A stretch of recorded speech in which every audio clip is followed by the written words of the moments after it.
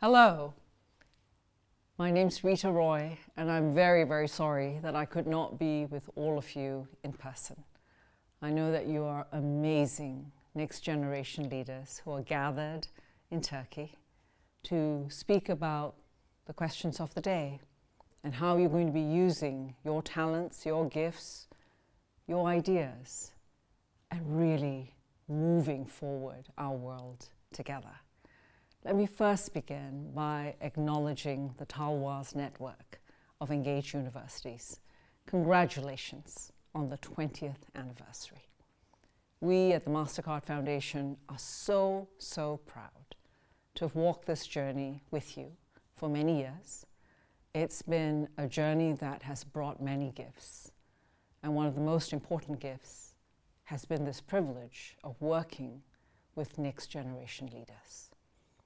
Now leaders, and I'm addressing you as leaders because you already are, because you've already taken that first step to do something meaningful with your life. And you are seeing that your life is not just about you. It is about others, it is about service, and it is about creating the world that we all want to be a part of.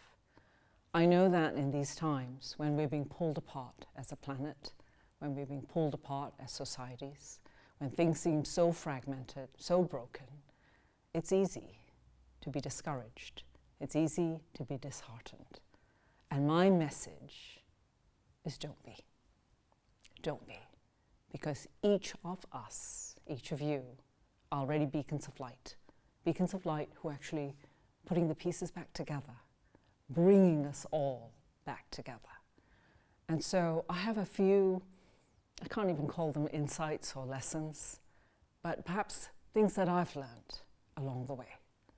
And I'd like to share them with you. The first is that every generation works on the question, the defining question of our times.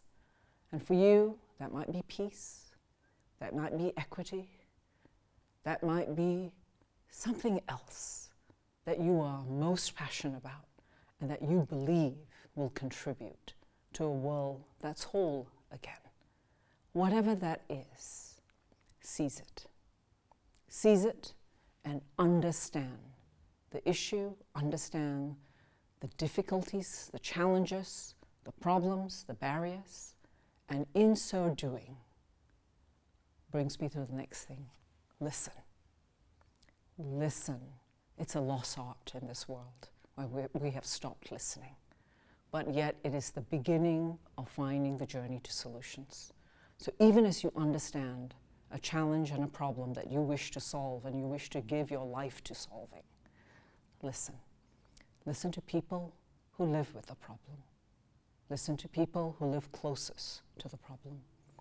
Listen to people who are creating in your minds the problem. Just listen, so that you understand. Because in that process, ideas, solutions for what might just work will come into your line of sight. Make space in your heart and in your mind to listen. Second thing, or the third thing I should say, is trust. Trust local solutions. Trust solutions from people who are often unseen, unheard, not respected. But they're the ones who may know the problem the best. But help them, assist, accompany, to lift their voices so that they are seen, they're heard, and their solutions and their ideas might be respected. Trust those local solutions. Remember, and sometimes we forget, we're not alone. There's a reason why you're gathered together in Turkey. There's a reason why you're in that room. And maybe there are others who are not in that room with you, but they're with you, because they're with you on this journey. We don't solve things alone. Leadership is not a solo act. It's a team. And it means bringing people with you. Sometimes it means following others, and sometimes it means taking accountability to lead. But regardless of which way it is, it's about going together. So build that team, build that community, build that understanding, build that solidarity, build that fellowship. You'll need it on a journey, and all journeys are long. There are moments of triumph, there are moments of failure, but it requires each other to keep us going forward. And as you do so, don't be afraid to do something or to come up with an idea or to pursue a solution which may seem to others so unorthodox, so unconventional, so counterintuitive. But if you think and you believe that idea has merit and it's worth pursuing, do it. Start. It's likely because you've been called by some values, a set of a vision that you might have, and you've been called to go in that direction.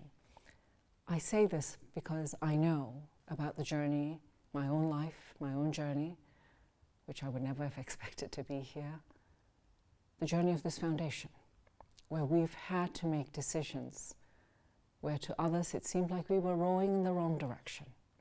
But our vision and our values called us to take those decisions.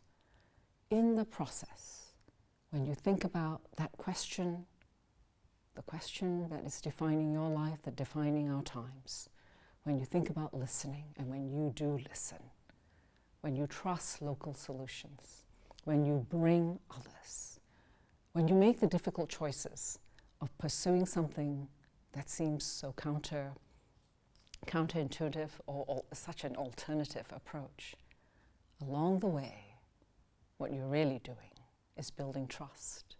You're earning that trust, you're protecting that trust, you're building that trust.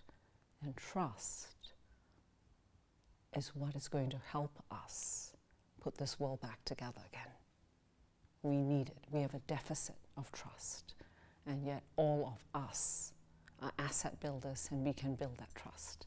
So I wish you a tremendous gathering in Turkey. I hope you make the most of this time. I hope you connect not just with each other, but with the ideas that each of you are bringing and putting into that room. Thank you, and good luck.